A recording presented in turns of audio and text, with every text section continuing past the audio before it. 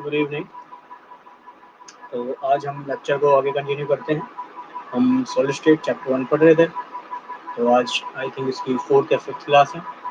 तो इसमें crystal lattice और यूनिट सेल लास्ट क्लास में हम पढ़ रहे थे क्या होते हैं क्रिस्टल लैटिस और क्या होते हैं यूनिट सेल।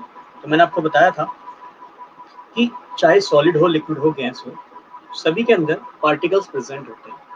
तो जो सॉलिड होते हैं, जनरली हम सॉलिड चैप्टर पढ़ रहे हैं, तो सॉलिड में ये जो पार्टिकल है, इनके अरेंजमेंट को कैसे रखा जाए, इनके अरेंजमेंट को कैसे रखा जाए, और वो जो एटम्स उसके अंदर प्रेजेंट है, आयन हो सकते हैं, मॉलिक्यूल्स हो सकते हैं, इलेक्ट्रॉन्स हो सकते हैं, उनका अरेंजमेंट किस तरीके से देखा जा सकता है। तो वे चीज अगर हमें जाननी है तो हमें पढ़ना पड़ेगा क्रिस्टल लैटिस। तो लैटिस क्या है? वो स्मॉलेस्ट पॉइंट जो एक पार्टिकल को रिप्रेजेंट कर रहा है, मतलब एक पॉइंट जो एक इलेक्ट्रॉन, एटम, आयन, मॉलिक्यूल को रिप्रेजेंट कर रहा है, जिसे हम जनरली कंस्टिट्यूएंट पार्टिकल कहते हैं। लास्ट क्लास में पढ़ा चुका हूं, जस्ट एक रिकैप के लिए। फिर हमने देखा कि लैटिस पॉइंट क्या है। तो ये एक लैटिस बनाई हुई आपके सामने, ये एक यूनिट सेल बोल सकता हूं, उसे 2D यूनिट सेल। तो ये 2 डायमेंशन वाली, 2 डायमेंशन है। Y 2 dimension? बिकॉज इसमें एक एक्स एक्सिस प्रेजेंट है और एक वाई एक्सिस प्रेजेंट है ना। तो देख सकते हो ये वाली ऊपर से नीचे आ रही है, ये इसकी वाई एक्सिस मान लो। तो ये वाली कौन सी होगी? एक्स एक्सिस होगी। तो एक मैं इसको 2D यूनिट सेल कह सकता हूँ, ठीक। तो इसके बाद फिर मैंने आपको बता दिया था कि लैटिस का अरेंजमेंट किसी भी तरीके से हो सकता है। जैसे ये है, ये एक स्क्वायर लैटिस आपके सामने पड़ी है, स्क्वायर फॉर्म में दिख रही है। ऐसे ही ये, अगर लैटिस बी की बात करूं तो ये जब अगर मैं उसको देखूं, हेक्सागोनल लैटिस आपको जनरली दिख रही होगी। हेक्सागन क्यों? क्योंकि अगर मैं इन पॉइंट्स को देखिए जोड़ता हूं तो ये हेक्सागन जनरली दिखाई देता है। कई लोग ये भी कह सकते हैं कि ये जो है ना, रोम्बिक भी हो सकता है। देखिए ये रोम्बिक टाइप, स्क्वायर टाइप, तो दोनों तरीके से ये अरेंजमेंट को मैं जनरली देख सकता हूँ। फिर याद होगा हम लास्ट क्लास में कैरेक्टरिस्टिक भी पढ़े थे, जिसमें हमने देखा था हर एक पॉइंट क्रिस्टल लैटिस का, लैटिस पॉइंट को, लैटिस साइड को रिप्रेजेंट कर रहा होगा। Each point in crystal lattice represent one constituent particle. That means एक ये जो है, ये एक पार्टिकल होगा, ऐसे ये दूसरा पार्टिकल, ऐसे ये तीसरा पार्टिकल है, ऐसे ये चौथा पार्टिकल है। दैट मींस एक लैटिस पॉइंट एक पार्टिकल को रिप्रेजेंट कर रहा है, एक कंस्टिट्यूएंट एटम को रिप्रेजेंट कर रहा है, मॉलिक्यूल हो सकता है, आयन हो सकता है, इलेक्ट्रॉन को रिप्रेजेंट कर रहा है, ठीक।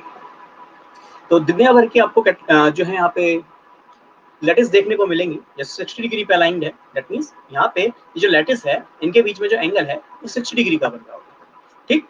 इसके अलावा थर्ड पॉइंट पे अगर मैं देखूं, lattice point are joined by straight line. तो मैंने आपको बताया था ये जो लैटिस है, हम ऐसा मान लेते हैं कि ये एक दूसरे से एक लाइन से जुड़ी हुई है, ताकि हमें ये पता चल जाए कि वो लैटिस आपस में जुड़कर किस तरह का स्ट्रक्चर बना रही है। क्या वो क्यूबिक है, क्या वो टेट्रागोनल है, क्या वो रोम्बिक है, क्या वो ऑर्थोरोम्बल है, तो ये मोनोक्लिनिक है, टेट्राक्लिनिक है, तो ये ट्राइक्लिनिक है। ये सारी चीजें हमें जाननी है इन लाइन को जोड़कर। मतलब जो लैटिस आपके 3D स्पेस में पड़े हैं, उनको जब जोड़ दिया जाए तो अरेंजमेंट कैसा देखने को मिलेगा। These are called the lattice.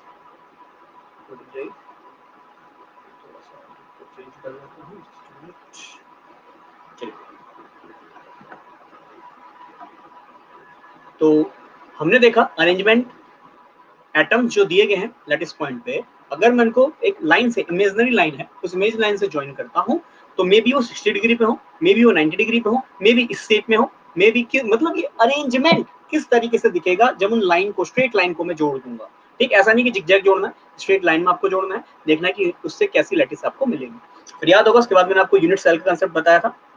मैंने आपको बताया था कि इन लैटिस को जोड़ दिया जाए तो एक क्यूब की तरह, मतलब एक 3 डायमेंशन का स्ट्रक्चर देखने को मिलेगा। 3 डायमेंशन कैसे? तो इसमें देखूं, एक एक्सिस ये मान सकता हूं, एक एक्सिस ये मान सकता हूं, और एक एक्सिस ये मान सकता हूं। तो मुझे दिख रहा है यहाँ पे एक्स एक्सिस प्रेजेंट है, यहाँ पे वाई एक्सिस प्रेजेंट है, यहाँ पे जेड एक्सिस प्रेजेंट है, जिसमें एक्स वाई जेड तीनों एक्सिस प्रेजेंट होंगी। उससे मैं कह सकता हूँ ये 3D रिप्रेजेंटेशन शो कर रहा हूँ। It is the 3D representation. ये जो है 3D रिप्रेजेंटेशन है। तो यूनिट सेल क्या है? ये लैटिस का सबसे छोटा जो अरेंजमेंट दिखेगा, मतलब लैटिस ने मिलकर मान लीजिए यहाँ पे क्यूब बनाया है, तो लैटिस ने जो एक सबसे छोटा क्यूब बनाया, एक सबसे छोटा जो क्यूब बनाया, लैटिस ने जो क्यूब बनाया, उस क्यूब को ही मैं यूनिट सेल कहूंगा। That means lattice are joined by the straight line. Lattice जो है वो स्ट्रेट लाइन से जुड़ी होती हैं। तो लैटिस अगर स्ट्रेट लाइन से जुड़ी हैं, मैंने उनको जोड़ने के बाद यहाँ पे क्यूब बनाया, तो ये क्यूब जो है इसी को मैं यूनिट सेल कहूंगा। और देखिए यही क्यूब रिपीट हो रहा है इस डायरेक्शन में भी, इस डायरेक्शन में भी, इस डायरेक्शन में। दैट मींस ये यूनिट सेल जब रिपीट होगी, मतलब लैटिस थे, लैटिस में स्ट्रेट लाइन से ज्वाइन करा तो एक यूनिट सेल मिल गया। यूनिट सेल को अगर रिपीट करता रहूं तो मुझे सॉलिड मिलना शुरू हो जाएगा, सॉलिड मिलना शुरू हो जाएगा। सिंपल सी कहानी। तो सॉलिड का एटम कैसे अरेंज है? ऑब्वियस बात है, हर पॉइंट पर अरेंज है, जिसको हम लैटिस पॉइंट कहते हैं, लैटिस साइड कहते हैं। अब वो लैटिस को स्ट्रेट लाइन से जोड़ दिया जाए तो वो डिफरेंट डिफरेंट शेप्स बनाते हैं, जैसे क्यूबिक हो गया, रोम्बिक हो गया, मोनोक्लिनिक हो गया, जो भी आगे की क्लास में आप देखेंगे। वो क्यूब जो है उसको मैं यूनिट सेल कहूंगा, एक सिंगल क्यूब को मैं यूनिट सेल कहूंगा। और वही यूनिट सेल अगर रिपीट होती रहेगी बार बार तो मिलके पूरे एक सॉलिड का निर्माण कर देगी। तो मैंने आपको ये बता दिया था, ये जो क्यूब है ये 3D होगा, जनरली हम 3D मान के चलते हैं। इस क्यूब में जो उसकी एजेस होंगी, भुजाएं होंगी, दैट मींस इसके पास 3 भुजाएं, इसको मैं ए कह सकता हूँ, इस भुजा को मैं बी कह सकता हूँ, इस भुजा को मैं सी कह सकता हूँ। लास्ट क्लास में पढ़ा चुका हूँ, बस एक रिवीजन के लिए जल्दी से इसको लेके चल रहा हूँ। फिर इसमें हमने देखा था ए बी के बीच का एंगल अल्फा, बी और सी के बीच का एंगल बीटा, और ए और सी के बीच का जो एंगल है let us it is gamma. इसको मैं गामा मान के चल रहा हूँ। ठीक, तो क्यूब जो है, जनरली मैं बोलूँ यूनिट सेल जो है, उसके एजेस होती हैं एबीसी, उसकी भुजाएं एबीसी हैं, और उसके जो एंगल है वो अल्फा बीटा एंड गामा है। तो इसलिए यूनिट सेल में जनरली देखा जाता है कि उसके पास 6 पैरामीटर्स होते हैं, जिसमें ए बी सी उसके एजेस हो गए, अल्फा बीटा गामा उसकी एंगल्स हो गए, इंटरफेसियल एंगल, इसे हम कहते हैं इंटरफेसियल एंगल। ठीक, तो यहाँ पे देखते हैं primitive and centred unit cell. तो हम देखते हैं कि यूनिट सेल अब कितने तरीके की देखी जा सकती है। तो यूनिट सेल कितने तरीके की देखी जा सकती है, तो उसमें सबसे सिंपलेस्ट टाइप जो है it is the primitive and centred unit cell. तो सबसे जो सिंपलेस्ट टाइप है उसको हम कहते हैं primitive and centred unit cell. तो प्रिमिटिव का मतलब क्या है? जनरली प्रिमिटिव की बात करूं, प्रिमिटिव को हम सिंपल यूनिट सेल भी कहते हैं, प्रिमिटिव को हम सिंपल यूनिट सेल भी कहते हैं। सेंटर्ड वाले में अभी हम देखेंगे, जैसे बीसीसी आएगा, एफसीसी आएगा, एनसीसी आएगा, एससीसी आएगा, तो ये होंगे सेंटर्ड यूनिट सेल। मतलब उस यूनिट सेल के सेंटर पे भी एटम प्रेजेंट हो सकते हैं, है ना। तो उसको देखते हैं, समझते हैं वन बाय वन। सबसे पहला है प्रिमिटिव यूनिट सेल। प्रिमिटिव का मतलब ही होता है सबसे पहला पाया जाने वाला। सबसे पहले का मतलब है कि आप एक क्यूब के अंदर, या मैं बोलूं लैटिस को आप कहाँ पे इमेजिन कर सकते हैं, सबसे सिंपल कहाँ पे इमेजिन कर सकते हैं कि भाई ये क्यूब है, मान लीजिए क्यूब है, जैसा आपके सामने क्यूब दिख रहा है, इस क्यूब के कोने पे देखिए, क्यूब के पास 8 कोने हैं। कुछ बातें आपको क्लियर होनी चाहिए, मैं आपको लास्ट क्लास में बता चुका था शायद कि क्यूब के पास कॉर्नर, क्यूब के पास क्यूब के पास कॉर्नर होंगे 8, क्यूब के पास कॉर्नर होंगे 8, कॉर्नर होंगे 8।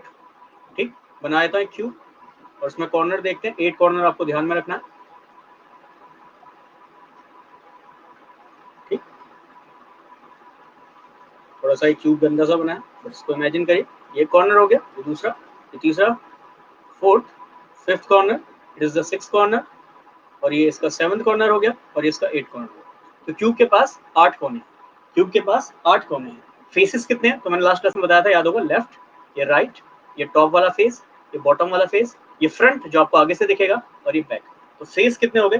क्यूब के कितने फेसेस हैं? क्यूब के 6 फेसेस हैं। ठीक, क्यूब का कितना सेंटर है? एकमात्र एक सेंटर होगा जो बिल्कुल आपको यहाँ पे दिखेगा। तो क्यूब के पास कितने सेंटर हैं? क्यूब के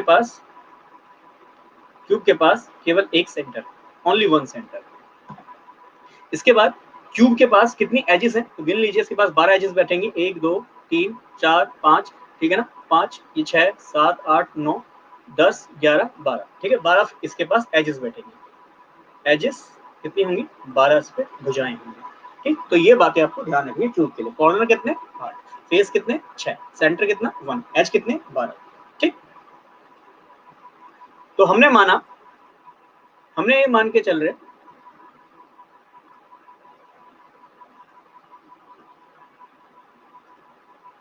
ठीक है, तो हम ये मान के चल रहे हैं क्यूब के पास 8 कॉर्नर्स हैं, 8 कॉर्नर्स हैं। उन 8 कॉर्नर्स पे ये जो पार्टिकल प्रेजेंट है, मतलब उसे हम कहेंगे simple unit cell. Simple unit cell क्या होगा? आपने जो लैटिस को बनाया, वो लैटिस में जो पार्टिकल हैं वो कॉर्नर्स पे प्रेजेंट हैं, और वो कॉर्नर मिलकर एक यूनिट सेल को बना रहे हैं। एक किसको बना रहे हैं? Unit cell. और जनरली हम मान के चलते हैं ये यूनिट सेल जो है कैसा मिल रहा है आपको? क्यूबिक मिल रहा है। It is the cubic unit cell. ऐसा मान के चल रहा हूँ कि जो 8 पार्टिकल ने अरेंजमेंट करा, जब इनको स्ट्रेट लाइन से जोड़ा गया तो स्ट्रेट लाइन से जोड़ने के बाद ये एक क्यूबिक यूनिट सेल को बना रहे हैं। ठीक, आगे देखेंगे कि यहाँ पे जो है वो पार्टिकल का 1/8 हिस्सा इस क्यूब सेल में प्रेजेंट होगा। बट इससे पहले हम जनरली ये जान रहे हैं कि जो पार्टिकल प्रिमिटिव टाइप है, या मैं बोलूं लैटिस जो है प्रिमिटिव टाइप है, उसमें क्या होगा, वो लैटिस को जब देखा जाएगा या जोड़ा जाएगा स्ट्रेट लाइन से, तो स्ट्रेट लाइन मिलकर एक क्यूब बना रही होंगी, जिसे हम जनरली क्या कह रहे हैं, सिंपल क्यूबिक, SC लिखा हुआ है। ठीक, इसके बाद सेकंड है centred unit cell. Centred unit cell का मतलब होगा, देखो प्रिमिटिव का मतलब क्या था, सिंपल का मतलब क्या था कि पार्टिकल केवल कॉर्नर पे प्रेजेंट है, particle are only present at the corner, particle कहाँ है, केवल कॉर्नर पे प्रेजेंट है। ठीक, सेंटर्ड वाले में क्या होगा, कॉर्नर के अलावा कहीं और भी प्रेजेंट होंगे। दैट मींस प्रिमिटिव क्या हो गया, सिंपल वाला क्या हो गया, पार्टिकल ओनली कॉर्नर पे प्रेजेंट है। जबकि सेंटर्ड वाले में क्या होगा, पार्टिकल्स कॉर्नर्स के अलावा, पार्टिकल कॉर्नर्स के अलावा कहीं और पोजीशन पे प्रेजेंट हो सकते हैं। जैसे फॉर एग्जांपल सबसे पहला है body centred cubic unit cell. Body centred that means particle corner पे तो होंगे, ये तो मैंने आपको बता दिया, कॉर्नर पे है, that means it is primitive. But corner के अलावा कहीं और प्रेजेंट होगा, कहां पे, बॉडी के सेंटर पे, सो हम इसे कह देंगे बॉडी सेंटर्ड क्यूबिक, शॉर्ट में BCC। ठीक, तो क्या होगा, पार्टिकल कंटेन करेंगे, एक कांस्टेंट पार्टिकल होगा एटम मॉलिक्यूल का बॉडी के सेंटर पे। ठीक, कॉर्नर पे तो होगा ही होगा, और बॉडी के सेंटर पे भी पार्टिकल प्रेजेंट होगा। ठीक, यहाँ पे अरेंजमेंट दिखा है जिसमें ये 1/8 वाला पोर्शन, ये मैं आपको बाद में समझाऊंगा। ठीक, आगे देखते हैं face centred unit cell. Face का मतलब क्या है, भाई कॉर्नर पे तो प्रेजेंट है, ये तो फिक्स है भाई, कॉर्नर पे तो होगा ही होगा, क्योंकि प्रिमिटिव हमने पढ़ लिया, प्रिमिटिव का मतलब कॉर्नर पे, तो ये प्रिमिटिव हो गया। बट कॉर्नर के अलावा कहीं और भी प्रेजेंट है, कहाँ, फेसेस पे। तो क्यूब के कितने फेस होते हैं, देखिए लेफ्ट फेस हो गया, ये क्यूब का राइट फेस हो गया, ये क्यूब का टॉप फेस हो गया, ये क्यूब का बॉटम फेस हो गया, ये क्यूब का फ्रंट फेस हो गया जो आप आगे से देखेंगे, और ये क्यूब का बैक फेस हो गया। तो क्यूब के पास कितने फेस हैं, 6 फेस हैं। तो 6 फेस पे पार्टिकल प्रेजेंट रहेंगे। तो फेस सेंटर्ड क्यूब पे कहूंगा कि पार्टिकल कॉर्नर पे तो प्रेजेंट है, कॉर्नर के साथ साथ फेस पे प्रेजेंट है। बॉडी सेंटर के कहूंगा पार्टिकल कॉर्नर पे तो प्रेजेंट है प्लस बॉडी सेंटर पे। तो सिंपल, अगर मुझे वन इसे बिल्कुल शॉर्ट में लिखना है तो क्या लिखूंगा, corner plus body centre, body centre. ठीक, इसे सबसे फेस सेंटर को सबसे सिंपल लिखना है, क्या लिखूंगा, कॉर्नर, कॉर्नर सब में ही रहेगा, कॉर्नर सब में ही रहेगा, प्लस यहाँ पे हो जाएगा फेस के सेंटर पे। दैट मींस कितने फेस, 6 फेस। फिर अगला एंड सेंटर। एंड सेंटर का मतलब क्या होगा, पार्टिकल कॉर्नर पे तो होंगे, कॉर्नर तो फिक्स कर लीजिए, कॉर्नर फिक्स कर लीजिए। कॉर्नर के अलावा कहां प्रेजेंट होगा, तो कॉर्नर के अलावा पार्टिकल प्रेजेंट होंगे किसी दो अपोजिट फेस पे, किसी भी दो अपोजिट फेस पे, अपोजिट फेस। ठीक, मैं इसको एक बार यहाँ पे अच्छे से लिख के बता देता हूँ। एंड सेंटर्ड में क्या है, एंड सेंटर्ड में क्या है, एंड सेंटर्ड में क्या है, तो पार्टिकल कहाँ होंगे, कॉर्नर पे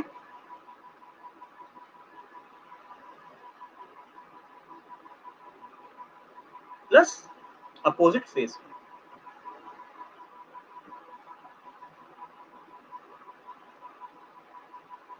corner plus opposite phases.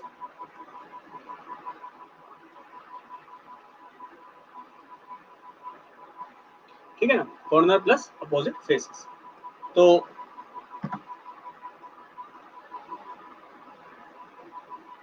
Yes, corner plus opposite faces. तो देखिए ये क्यूब आप बना लीजिए,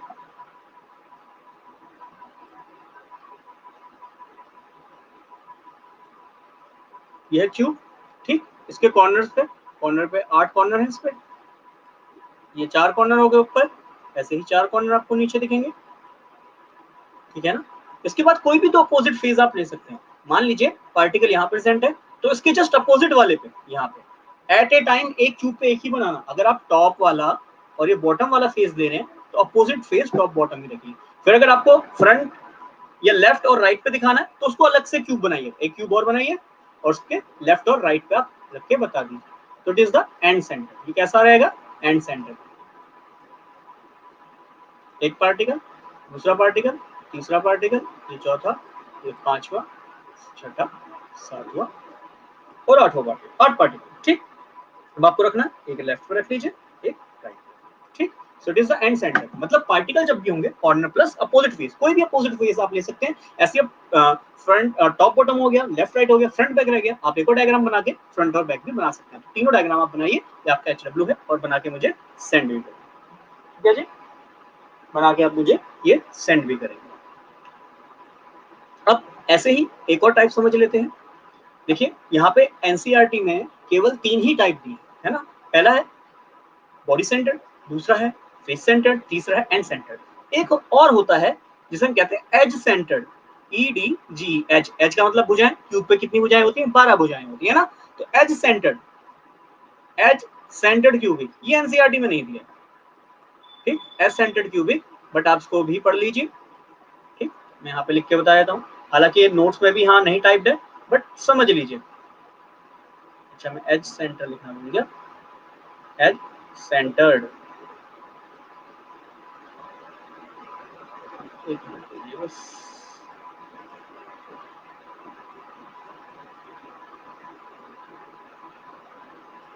एक्चुअली ये लैग कर रहा है बहुत ज़्यादा, ये सॉफ्टवेयर दूसरे सॉफ्टवेयर को चलने नहीं दे रहा, तो इसलिए थोड़ा सा दिक्कत आ रहा है। एज सेंटर्ड क्यूबिक, ठीक, तो एज सेंटर का मतलब क्या है?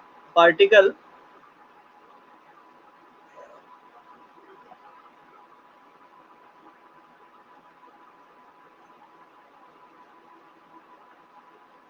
कॉर्नर पे प्रेजेंट होगा,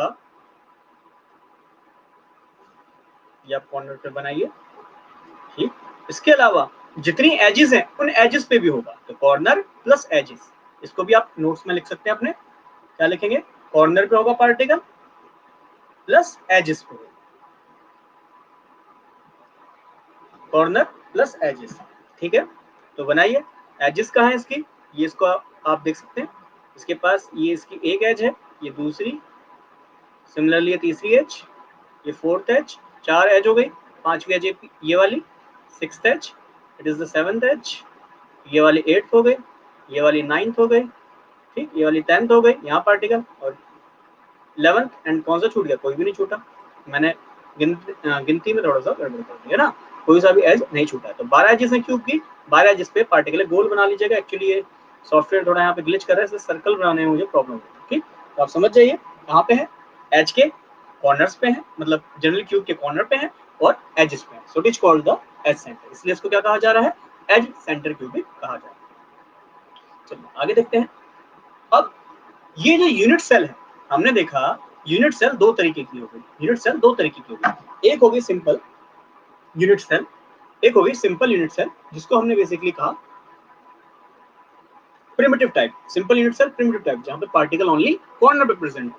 फिर इसके अलावा हमने देखा कि सेंटर्ड क्यूबिक सेल भी होती हैं, जिसमें पार्टिकल कॉर्नर पे तो होगा ही होगा, कॉर्नर के अलावा अलग अलग जगह पे भी हो सकता है। जैसे हमने देखा body centred cubic, corner plus body के सेंटर पे, कॉर्नर प्लस बॉडी के सेंटर पे। देखिए क्लासेस में ही आपको चीजें याद हो जाएंगी, बस क्या है, आपको चीजें आ रही, अच्छी बात है। देखिए आपको अच्छे समझ में आ रहा है, तो ये हमारा काम है, और आपको भी पढ़ना है, ये आपका काम है, ठीक।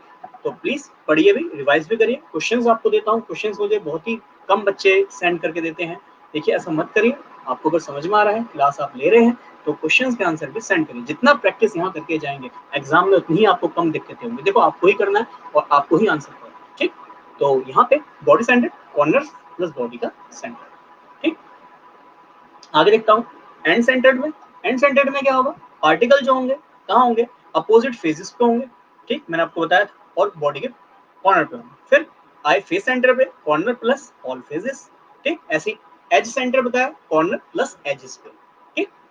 ऐसे ही अगर इन यूनिट सेल में, अगर इन यूनिट सेल को अगर अरेंज किया जाए, तो अरेंज करने के बाद एक साइंटिस्ट ने बहुत अच्छा अरेंजमेंट देखा उनका, जिसका नाम है ब्रेवियस। तो ब्रेवियस ने कुछ लैटिसेस दी, मतलब ब्रेवियस के अकॉर्डिंग कुछ लैटिस को अगर मैं जोड़ दूं, वो कितनी है? दीज आर द 7, कितनी है वो? 7 लैटिस हैं। अगर इन 7 लैटिस को मैं अगर जोड़कर क्रिस्टल का सिस्टम बना दूं, दैट मींस सॉलिड किस तरीके से प्रेजेंट होगा, सॉलिड के जो क्रिस्टल होंगे वो किस तरीके से आपको दिखेंगे, तो उसने कितने तरीके से ऐसे लैटिस दिए? उसने दिए 7 लैटिस। कितने लैटिस दिए? 7 लैटिस। तो ब्रेविस के अकॉर्डिंग यूनिट सेल को क्लासिफाई करा सकता है 7 क्रिस्टल सिस्टम में, जिसके 14 लैटिस पॉइंट आप अरेंजमेंट देख सकते हो, 40 लैटिस पॉइंट अरेंजमेंट आप देख सकते हो किसके बेसिस पे, उसकी भुजाएं कैसी हैं, एबीसी उसकी लेंथ कैसी है, और उसके interfacial angle alpha beta gamma, ये एंगल्स क्या क्या है वो भी आपको समझाता हूँ। देखिए 7 तरह के वो क्रिस्टल सिस्टम क्या है। पहला है क्यूबिक, जिसमें एबीसी तीनों साइड बराबर होती हैं और एंगल अल्फा बीटा गामा ये तीनों बराबर होती हैं। दूसरा होता है टेट्रागोनल, ऐसी orthorhombic, rhombohedral, monoclinic, triclinic and hexagonal. These are the 7 crystal system. तो आपको दिखना चाहिए क्यूब, क्यूब कैसा देखते हैं आप, जिसमें आप सारी लेंथ ब्रेथ हाइट तीनों ही बराबर देखते हैं। फिर इसके बाद टेट्रागोनल है, टेट्रागोनल में देखिए ए बी, ए और बी तो बराबर है बट एक वाली साइड बराबर बड़ी हो गई, जिसकी वजह से देखो ये थोड़ा ऊपर चौड़ा दिख गया।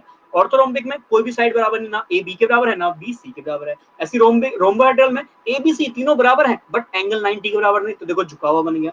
तो ऐसे करके अगर चीजों को देखोगे, रटने के अलावा चीजों को देखोगे तो आपको और अच्छे क्लियरली आपको दिखेंगे। फिर ऐसी मोनोक्लिनिक, ए बी सी तीनों बराबर नहीं है बट हाँ अल्फा और गामा ये 90 है, एक दूसरे के 90 डिग्री पे है, बट बीटा देखो एक एंगल 90 डिग्री पे नहीं है, ये देखो टिल्ट वाला एंगल 90 डिग्री पे नहीं है। फिर इसके बाद देखो ट्राइक्लिनिक, एबीसी तीनों बराबर नहीं है, फिर अल्फा बीटा गामा तीनों ही 90 नहीं है, तो देखो सब मुड़े जुड़े हैं, ठीक। इसके अलावा नेक्स्ट हेक्सागोनल, हेक्सागोनल का मतलब क्या है, हेक्सागन की तरह बन रहा होगा। देखो इन पॉइंट्स को अगर आप जोड़ेंगे, एक ये 2 ये 3 ये 4 पॉइंट, ये 5 पॉइंट और ये 6 पॉइंट, अगर आप 6 पॉइंट्स को जोड़ते हैं तो देखिए ये देखिए कुछ ये हेक्सागन फॉर्म कर रहा है, तो it is called hexagonal. Simple है, ठीक। हेक्सागन में आपको बताना चाहिए अल्फा बीटा दो एंगल 90 डिग्री वाले होंगे, ये वाला एंगल 90 डिग्री होगा, ठीक। इसके अलावा गामा जो है, ऑब्वियस है गामा क्या, ये वाला एंगल, हेक्सागन का ये वाला एंगल, ये वाला एंगल ये कितना होता है 120 डिग्री, ठीक। चलिए, तो ये 7 क्रिस्टल सिस्टम है जिसकी एक्सेल लेंथ यहाँ लिखी है, ये कोड क्या है इनको याद करने का तरीका, ठीक।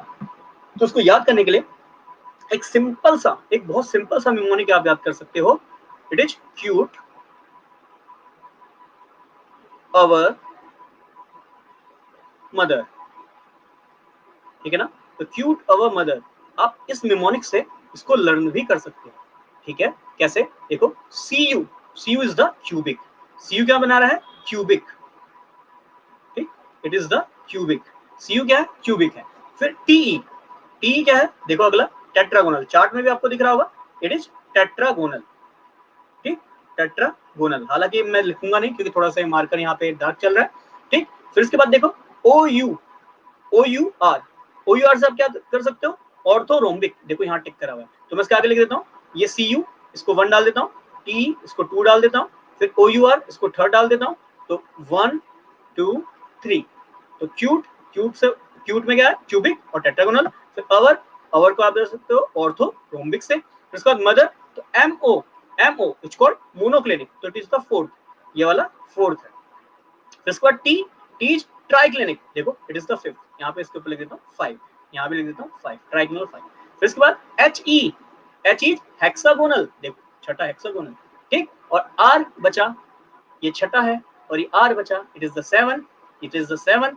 और 7th है रोम्बोहेड्रल, जिसे हम ट्राइगोनल भी कहते हैं। देखो याद करने का कितना इजी तरीका है, क्यूट अवर मदर से आपको याद रखना है। अब ऐसा ना हो एग्जाम में जाते थे केवल क्यूट और मदर ही याद हो जाए, है ना, और वो तो है ही, बट हाँ यही याद ना रह जाए, तो इसीलिए आपको पूरा चार्ट भी याद करना पड़ेगा। याद करने का बहुत सिंपल तरीका है, सी यू क्यूबिक, ठीक, tetragonal, orthorhombic, monoclinic, triclinic, hexagonal, rhombohedral, जिसे हम ट्राइगोनल भी कहते हैं, ठीक। अब ये कोड्स क्या दिए, देखो कोड्स क्या है, कोड्स का मतलब है कितने यहाँ पे इक्वल हैं, कितने यहाँ पे इक्वल हैं, 2 इक्वल हैं। कितने यहाँ पे क्रॉस के साइन नहीं है, तो देखो यहाँ एक भी क्रॉस का साइन नहीं है, 0। यहाँ क्रॉस का साइन कितना है, B is not equal to C, तो नॉट इक्वल वाले कितने साइन है, 1। यहाँ नॉट इक्वल वाले कितने साइन है, 2। यहाँ नॉट इक्वल वाले कितने साइन है, 2। यहाँ नॉट इक्वल वाले कितने साइन है, 2। यहाँ नॉट इक्वल वाले कितने साइन है, 1। और यहाँ पे कितना है, 0। तो ऑब्वियस है ये 7 है, तो 0 1 ट्रिपल 2 1 0। सिंपल है याद करने का तरीका। मतलब अगर क्यूबिक की बात करूं तो ए बी सी तीनों ही बराबर, देखो याद करा है आपने सीरीज में क्यूट अवर मदर, तो ये लिखा भी इसी ऑर्डर में है, तो देखो एक्सिल लेंथ याद करना भी बहुत इजी हो गई, ए बी सी पहले में बराबर। फिर याद करो 0, उसका कोड था 1, 1 का मतलब ए इक्वल है बी के बट नॉट इक्वल है सी के। ऐसे 2, तो A equal to B not equal to C, obvious बात है। यहाँ पे 2 अनइक्वल के साइन है, ऐसे यहाँ पे 2 अनइक्वल के साइन है, ऐसे 2 इक्वल के साइन है, that means it is not equal to B, it is not equal to C, ऐसे पे। और लास्ट में रोम्बोहेड्रल में फिर से एबीसी सभी बराबर हो जाएंगे। अब एंगल याद करने, तो एंगल को देखो सिंपल है, शुरू के 3 वाले तीनों ही 90 डिग्री होते हैं, बहुत ही आसान होता है। फिर ये याद कर लो, बहुत ज्यादा पूछे आने वाला जो है प्रश्न, बहुत ज्यादा पूछे आने वाला प्रश्न, कौन सा ऐसा है इनमें से, इन क्यूबिक सिस्टम में से कौन सा ऐसा सिस्टम है, या मैं क्यूबिक सिस्टम में बोल के क्रिस्टल सिस्टम, इन क्रिस्टल सिस्टम में से कौन सा ऐसा है जो कि सबसे ज्यादा डिफॉर्म्ड है। डिफॉर्म्ड का मतलब जिसमें ना ही साइड्स बराबर है ना ही उनके एंगल बराबर है। तो सबसे ज्यादा कौन होगा? ट्राइक्लिनिक होगा। सबसे ज्यादा पूछे जाने वाला प्रश्न है ये कि सबसे ज्यादा डिफॉर्म्ड कौन सा होता है? तो सबसे ज्यादा डिफॉर्म होता है ट्राइक्लिनिक। व्हाई? बिकॉज क्योंकि यहाँ पे एक्सियल लेंथ एबीसी ये भी बराबर नहीं होती और साथ के साथ एंगल्स भी बराबर नहीं होते। तो देखो ये K2CR2O7 CuSO4.5H2O जिसे ब्लू विट्रॉल कहते हैं, ये सब इसके एग्जांपल है। कोशिश आपको एग्जांपल याद करने की भी करनी है। कई बार एक एक मार्क्स में एग्जांपल भी लिखे हो जाते हैं। तो याद करिए क्यूबिक, NaCl पढ़ा था, याद करिए NaCl का वो क्यूब जिसमें बनाया था NaCl को क्यूबिक अरेंजमेंट में अरेंज किया था, याद करिए शुरू के ही क्लासेस में देखा था वो आपने, ठीक। इसीलिए जो क्लासेस हैं, ये जो पीडीएफ्स हैं, कोशिश ये करता हूँ उसमें डायग्राम आपको डाल के दूं जिससे आपको चीजें और ज्यादा टाइम तक याद रहे कि हाँ भाई ऐसा कुछ हमने देखा था, ठीक। फिर टेट्रागोनल, यहाँ पे सब बराबर है, सब बराबर है, किसके बराबर? 90 डिग्री के बराबर है। फिर याद करिए मोनोक्लिनिक, मोनोक्लिनिक में एक हट जाएगा, कौन? बीटा 90 के इक्वल नहीं है, अल्फा गामा 90 है। फिर आया ट्राइक्लिनिक, भाई तीनों ही बराबर नहीं है। फिर आज ये हेक्सागोनल पे, तो हेक्सागोनल कैसा है? ए अल्फा बीटा 90 है, गामा 120 है। फिर इसके बाद आइए रोमन, सब बराबर है बट 90 के नहीं है, ठीक। तो ये बहुत याद करना आसान है, एबीसी यहाँ बराबर है, यहाँ अल्फा बीटा बराबर है बट 90 के बराबर नहीं है। ऐसे करके इसको याद करोगे 2-3 बार तो ये याद हो जाएगा। याद कैसे रखना है? क्यूटा और मदर, उसी सीरीज में ये लिखा हुआ है। फिर ये कोड्स भी ध्यान रख सकते हैं, जिसमें 0 है तो एक भी नॉट इक्वल नहीं है, 1 है तो एक अनइक्वल है, 2 है तो 2 अनइक्वल है। तो इस तरीके से इसको ध्यान में रखना है, ठीक। 1-2 बार सीरीज को याद करिए, आपको ये क्वेश्चन आसानी से होने लगेंगे। तो ये देखो बनाया हुआ है क्यूबिक, क्यूबिक में ये देखो बीसीसी और एफसीसी। अब होता क्या है, मैंने आपको बताया ये ब्रैविस के अकॉर्डिंग 7 क्रिस्टल सिस्टम है। कितने क्रिस्टल सिस्टम है? 7। इन 7 क्रिस्टल सिस्टम में टोटल 14 तरह का अरेंजमेंट देखा जाता है, 14 अरेंजमेंट देखा जाता है, 14 अरेंजमेंट देखा जाता है। तो इन 7 क्रिस्टल सिस्टम के कितने अरेंजमेंट होते हैं? 14 अरेंजमेंट होते हैं। दैट मींस अकॉर्डिंग टू ब्राविस, ब्राविस के अकॉर्डिंग क्या कहानी है? ये कहता है कि दुनिया में जितने भी सॉलिड हैं, दुनिया में जितने भी सॉलिड हैं, इस क्रिस्टल सिस्टम के अलावा किसी का और कोई स्ट्रक्चर नहीं हो सकता। दैट मींस दुनिया में जितने भी सॉलिड है ये 14 अरेंजमेंट में ही वो एग्जिस्ट हो जाएंगे। जितने भी सॉलिड है उनका 14 तरीके का अरेंजमेंट ही होगा, मतलब वो मैक्सिमम 14 तरीके के अरेंजमेंट में ही दुनिया के जितने भी सॉलिड है वो उसमें समा जाएंगे। दैट मींस ने क्या दे दिया? यूनिवर्सल बात दे दी कि दुनिया में जितने भी सॉलिड एग्जिस्ट कर रहे हैं उनके जो लैटिस हैं वो इन 14 में से किसी ना किसी लैटिस में आ रहे होंगे। इन 14 में से किसी ना किसी लैटिस में एग्जिस्ट कर रहे होंगे दुनिया में जितने भी सॉलिड। अब जैसे देख लो, सबसे सिंपल वाला क्यूबिक, क्यूबिक में 3 होते हैं। टेट्रागोनल, टेट्रागोनल में 2 होते हैं। तो ऐड करते हुए चलिए 3, टेट्रागोनल में कितने हो गए? 2। ऑर्थोरोम्बिक इसमें कितने हो गए? इसमें हो गए 4, ठीक। और इसके बाद देखिए ये क्या है? रोम्बोइडल सिस्टम, इसमें कितने हो गए? 2। इसके बाद मोनोक्लिनिक में 1, ये आपका कितने हो गए? 1 क्यूबिक, 2, 3, 4, 5, 6। मोनोक्लिनिक हो गया, ट्राइक्लिनिक हो गया, और कौन सा रह गया? क्यूबिक हो गया, टेट्रागोनल हो गया, क्यूब अवर एम, मोनोक्लिनिक हो गया, ठीक। हेक्सागोनल रह गया, तो हेक्सागोनल का 1 हो गया, ट्राइक्लिनिक का 1 हो गया। ऐड कर लेना, 4, 3, 7, 2, 9, 2, 11, 11 और 3, 14। टोटल कितने टाइप के सिस्टम हो गए? 14 टाइप के इनके अरेंजमेंट देखे जाते हैं। 7 टाइप के क्रिस्टल सिस्टम है जिनका 14 टाइप का अरेंजमेंट है। तो दुनिया में जितने भी सॉलिड एग्जिस्ट करेंगे वो इनमें से किसी ना किसी क्रिस्टल सिस्टम में एग्जिस्ट करेंगे, ठीक। तो ध्यान रखो। अब देखो, आप जो थ्योरी पढ़ रहे हो, अब ये तो देखो कि भाई जो आप थ्योरी पढ़ रहे हो उस थ्योरी से इस थ्योरी के पढ़ने से क्या आपसे एनसीईआरटीज के जो क्वेश्चन दिए हैं क्या ये हो पा रहे हैं? तो अप्लाई करते हैं, जो अब तक पढ़ा है उसको क्वेश्चंस में।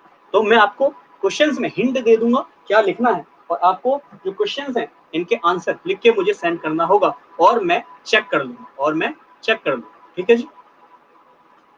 तो सबसे पहले give the significance of A lattice point. Lattice point का क्या सिग्निफिकेंस है? सिग्निफिकेंस का मतलब आप समझ सकते हो, क्या उसका रोल है, क्या उसका यूज है। तो क्या सिग्निफिकेंस है लैटिस पॉइंट का? तो भाई कह सकते हो कि लैटिस पॉइंट क्या है? सॉलिड के एटम आयन मॉलिक्यूल्स का, सॉलिड के एटम आयन मॉलिक्यूल का या कंस्टिट्यूएंट पार्टिकल का, अरे वो सबसे स्मॉलेस्ट पॉइंट होता है, वो पॉइंट होता है जो कि एक यूनिट सेल को बनाएगा, और यूनिट सेल किसको बनाएगा? सॉलिड को बनाएगा। तो सबसे सिंपलेस्ट सिग्निफिकेंस है लैटिस पॉइंट का क्या, कि भाई लैटिस पॉइंट कंस्टिट्यूएंट पार्टिकल का अरेंजमेंट है जो कि यूनिट सेल का निर्माण करेगा, और यूनिट सेल ऑब्वियस बात है एक सॉलिड का निर्माण करेगा, and so on. It form a क्या? सॉलिड, ठीक।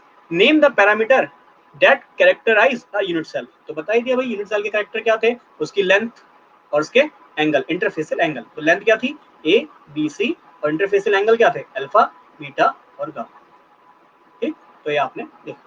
इसके बाद distinguish between hexagonal and monoclinic, बता सकते हो भाई हेक्सागोनल में जो है ए बी सी किस तरीके से बराबर नहीं होती है, जो मोनोक्लिनिक है उसमें ABC जो है बराबर होती है ना, ये सारी चीजें। फिर फेस सेंटर्ड और एंड सेंटर्ड में, फेस सेंटर में क्या थे, पार्टिकल कॉर्नर प्लस 6 के 6 फेसेस पे, एंड सेंटर में particle corner plus opposite edges पे। तो देखिए आप जितना पढ़ रहे हैं उसके बेसिस पे एनसीईआरटी क्वेश्चंस भी लगा पा रहे हैं। आपका क्या काम है, आपको इनको लिख के देना है। अब जैसे कई बार भाई क्वेश्चन होता है बच्चों का, कितना सर कितना लिखना है, तो देखिए लिखना इतना है, जैसे सिग्निफिकेंस देना लैटिस पॉइंट का। सिग्निफिकेंस क्या हो सकता है भाई, खुद ही बताइए, ये 1 मार्क का क्वेश्चन बनता है, क्या सिग्निफिकेंस हो सकता है कि लैटिस पॉइंट जो है कंस्टिट्यूएंट पार्टिकल को रिप्रेजेंट करता है, जो कि बाद में यूनिट सेल बनाने के बाद सॉलिड को जनरली बना रहा होता है, तो उससे ज्यादा मैं इसमें क्या लिख सकता हूं। ठीक, तो 1 मार्क का क्वेश्चन है। ठीक, अब यहाँ पे अगला टॉपिक है number of atom in a unit cell.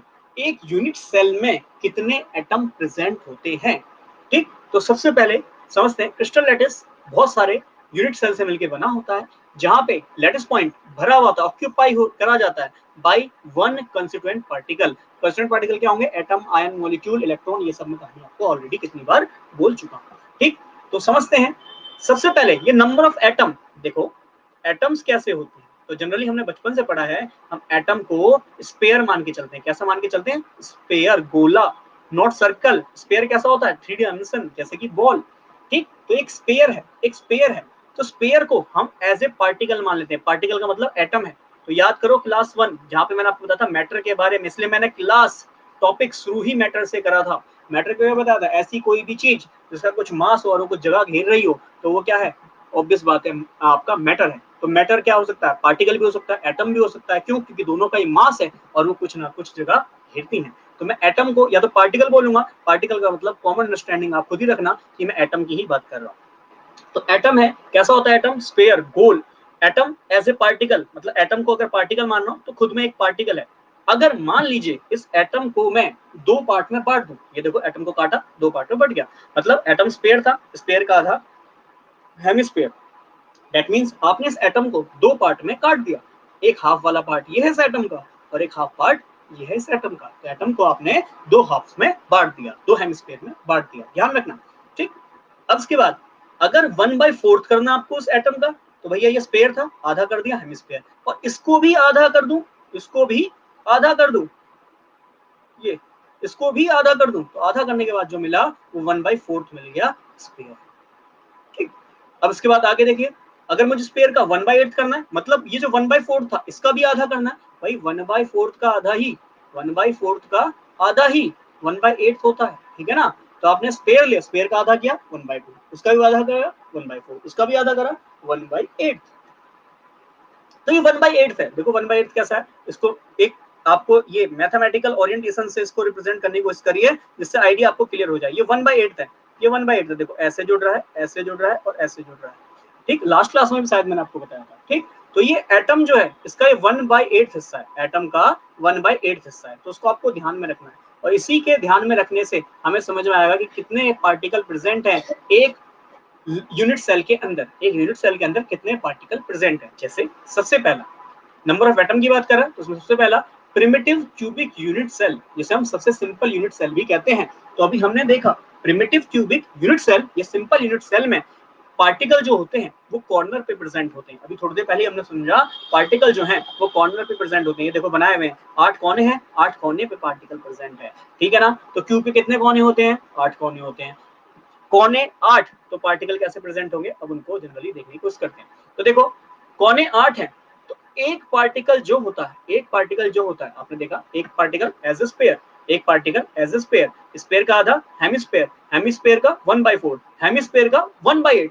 तो कॉर्नर पे क्या प्रेजेंट होता है, कॉर्नर पे ये 1/8वां हिस्सा प्रेजेंट होता है। कॉर्नर पे ये 1/8वां हिस्सा प्रेजेंट होता है। कैसे प्रेजेंट होता है उसको जरा समझते हैं।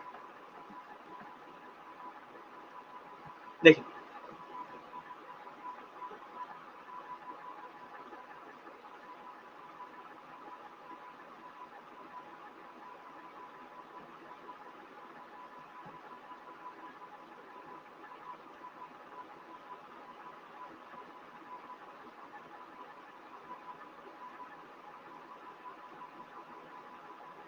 ठीक है, तो ये कोना है। जरा अभी थोड़ी देर पहले आपने क्या देखा, 1/8वां हिस्सा कैसे दिख रहा था, ऐसे ऐसे और ऐसे, ठीक है ना। और ये कुछ ऐसे जुड़ रहा था, ऐसे देखो ऐसे ऐसे जुड़ रहा था, मतलब ये 1/8वां हिस्सा कुछ ऐसे जुड़ रहा था। ठीक, इसको डायग्राम में फिर से एक बार आपको दिखाता हूँ। ये देखिए, ये कुछ ऐसे जुड़ रहा है, ऐसे ऐसे और ऐसे, यह 1/8 वाला हिस्सा। ठीक, मैं इसको थोड़ा और अच्छे से बना के दिखाता हूँ। ठीक, कुछ ऐसे, ठीक है, ये ऐसे और ये ऐसे, ऐसे जुड़ रहा है। दैट मीन्स अगर मैं इसको देखूं साइड से तो ये ऐसे दिखेगा, ऐसे दिखेगा और ऐसे दिखेगा। ठीक, और ये वाला गोले का ये वाला पोर्शन, ठीक है, ये गोले का ये वाला पोर्शन, ये कुछ ऐसे आपको दिखेगा। ठीक, अगर मैं इसको फिट करूं तो देखो, इस पे एक एक्सिस ये प्रेजेंट, एक एक्सिस ये प्रेजेंट, एक एक्सिस ये प्रेजेंट, तो इस पे भी एक्स वाई और जेड एक्सिस प्रेजेंट है, एक्स वाई और जेड एक्सिस प्रेजेंट है। जरा इसको एक्सिस समझने की कोशिश करना।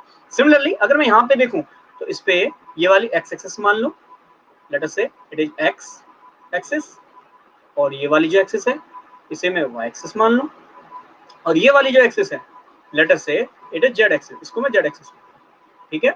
तो अब जरा देखिए, जब यहाँ पे भी एक्स वाई जेड एक्सिस है, यहाँ पे भी एक्स वाई जेड एक्सिस है, तो इस टुकड़े को उठा के अगर मैं यहाँ पे पुट कर दूं, यहाँ पे पुट कर दूं, तो टुकड़ा आराम से फिट हो जाएगा। देखो इधर फिट हो जाएगा, जेड एक्स जेड वाई वाला एक्सिस, तो ये जेड वाई वाला एक्सिस देखो मैंने यहाँ फिट कर दिया।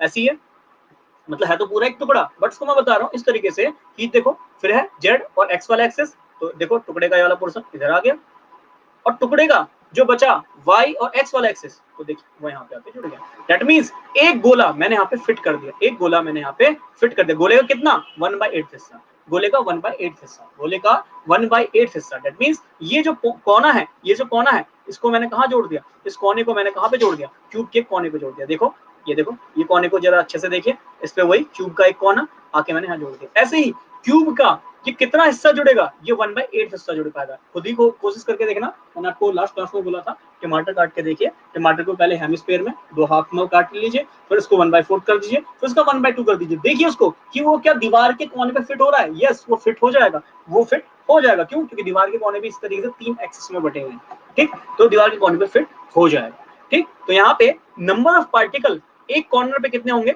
1/8 होगा पूरे पार्टिकल का। दैट मींस पूरा स्फीयर था, स्फीयर को काटा 1/2 और काटा 1/4 और काटा 1/8, तो पार्टिकल का 1/8 हिस्सा, पार्टिकल का 1/8 हिस्सा कॉर्नर पे फिट होता है। अब पार्टिकल पे कॉर्नर कितने होते हैं, 8, कॉर्नर पे कितना हिस्सा फिट होगा, 1/8 हिस्सा। तो मैं आपसे पूछूं उस क्यूब के अंदर, उस क्यूब के अंदर प्रिमिटिव यूनिट सेल में, सिंपल यूनिट सेल में, उस क्यूब के अंदर या उस यूनिट सेल के अंदर कितने पार्टिकल प्रेजेंट होंगे। तो भैया जरा देखो, 1/8 पार्टिकल एक कोने पे है, 1/8 पार्टिकल एक कोने पे है। क्यूब पे कितने कॉर्नर होते हैं, 8 कॉर्नर होते हैं, तो 1/8 इंटू 8 करना, कितना आंसर आ जाएगा, 1 आंसर आ जाएगा। दैट मींस क्यूब के पास 8 कोने, 8 कोने पे एक पार्टिकल का शेयर 1/8, तो 1/8 इंटू 8 करूंगा, आंसर कितना आ जाएगा, 1 आ जाएगा। सिंपल सी बात कहानी। ठीक, तो मुझे यहां से क्लियर मिल गया कि अगर मैं सिंपल यूनिट सेल की बात करता हूँ, प्रिमिटिव सेल की बात करता हूँ, तो वहां पे कितना पार्टिकल प्रेजेंट होगा, एक पार्टिकल। एक पार्टिकल कहाँ होगा, कॉर्नर पे होगा। एक कॉर्नर पे कितना हिस्सा, 1/8 हिस्सा। और कितने कोने हैं टोटल, 8। टोटल कितना हो जाएगा, 1/8 इंटू 8 इक्वल टू 1, तो टोटल कितना हो जाएगा, 1 हो जाएगा। अगला next is body centred cubic unit cell. Body centred cubic unit cell की मतलब क्या था कि पार्टिकल कहाँ प्रेजेंट है, कॉर्नर पे प्रेजेंट है। कॉर्नर पे जरा देखिए कितने कोने होते हैं, 8 कोने होते हैं। एक कोने पे कितना हिस्सा होता है क्यूब के पार्टिकल का, 1/8 हिस्सा होता है। दैट मींस कोने के कितने पार्टिकल होगा, एक, तो एक पार्टिकल तो कोने पे प्रेजेंट है, और एक कहाँ प्रेजेंट है, बॉडी के सेंटर पे। तो 1 + 1 टोटल कितने पार्टिकल प्रेजेंट है बॉडी सेंटर में, जल्दी से बताइए, 2। तो यहाँ पे आंसर कितना निकल गया है, 2। करके देख लीजिए, कोने कितने हैं, 8, पार्टिकल कितने होंगे कॉर्नर पे, मतलब कितना हिस्सा होगा पार्टिकल का, 1/8 हिस्सा होगा। बॉडी के सेंटर पे कितना पार्टिकल होगा, एक होगा। बॉडी के सेंटर पे, जब बॉडी सेंटर पे एक पार्टिकल है तो कितने पार्टिकल प्रेजेंट होंगे, 1। तो इसका टोटल नंबर ऑफ पार्टिकल कितना होगा, 1/8 इंटू 8 + 1, दैट मींस 2 पार्टिकल यहाँ पे प्रेजेंट होंगे। देखिए कॉर्नर पे 1/8 इंटू 8 मतलब 1 पार्टिकल और एक बॉडी के सेंटर। फिर आगे देख लेते हैं। अच्छा, आगे मैंने इससे आगे इसलिए नहीं बताया, मैंने सोचा था आपको होमवर्क दूंगा। देखिए होमवर्क क्या है, बॉडी सेंटर तक आपको मैंने पढ़ा दिया है। अब आपको घर से करना है face centred FCC, face centred cubic FCC आपको घर से करना है। It is your homework. Homework ऐसी NCC ये भी आपका होमवर्क है। ठीक है, नंबर ऑफ पार्टिकल इसमें पता लगाना है। कल की क्लास में आपको बताऊंगा, या नेक्स्ट क्लास जब होगी आपको मैं बताऊंगा। FCC में HW है, एंड सेंटर आपका HW है, और इसके अलावा एज सेंटर भी आपको करना है। एज सेंटर ये आपके HW है, यहाँ पे नंबर ऑफ पार्टिकल पता लगाना। ठीक, तो नंबर ऑफ पार्टिकल यहाँ पे पता लगाइए, इतना आपका होमवर्क है, ये आपको करके लाना है। बाकी एनसीईआरटी का एक क्वेश्चन जो अब तक पढ़ा है, क्या ये हमसे हो पाएगा इसके इतना जितना जो हमने पढ़ा इसके बेसिस पे? तो कह रहा है explain how much portion of an atom located at corner, corner पे कितने एटम जो होगा उसका कितना पोर्शन कॉर्नर पे होगा, तो 1/8 लिख सकते हैं, सिंपल, बहुत इजी है। और बॉडी सेंटर पे, तो बॉडी सेंटर पे कितना एटम होता है, एक एटम होता है, ठीक, तो बहुत आसान है, कर सकते हो, ठीक। तो एनसीईआरटी क्वेश्चन भी हमसे हो रही है, यस, जितना हमने पढ़ा है उसके बेसिस पे एनसीईआरटी क्वेश्चन भी हो रही है। जैसे जैसे सिलेबस आगे बढ़ता रहेगा उस तरीके से हम जो एनसीईआरटी प्लस प्लस जो भी मुझे अच्छे क्वेश्चंस मिलेंगे, जैसे प्रदीप हो गया, या फिर सीबीएसई में ही पूछे गए प्रीवियस ईयर क्वेश्चंस, मैंने एक टेस्ट भी रखा है आपका, कल जो है आपका एक टेस्ट भी होगा, ठीक, जितना अब तक हमने पढ़ा है इसके बेसिस पे कल आपका टेस्ट होगा।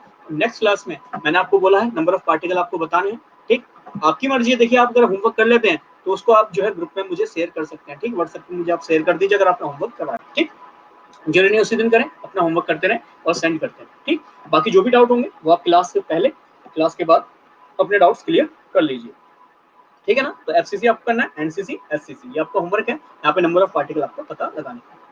बाकी ये जितना भी पोर्शन पढ़ा दिया गया इसको मैं टैग कर दूंगा वहां पे नोट्स, ठीक। बाकी मिलते हैं अगली class, bye bye and take care.